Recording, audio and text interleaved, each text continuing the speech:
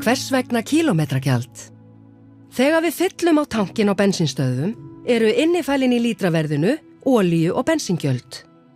Fjármögnun vegakerfisins styðst að stórum hluta við tekjur af þessum gjöldum.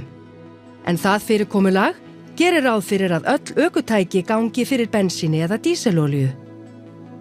Með orkuskiptum sístækkandi hluti bílaflotans farin að ganga fyrir rafmagni og með tækniframförum hafa olíu- og bensínbílar orðið sparneytnari. Þar sem nýir sparneytnir bensínbílar greiða allt að helmingilegri gjöld fyrir sömu notkun á vegunum og eldri bílar, hafa tekjur af olíu- og bensíngjöldum dregist verulega saman.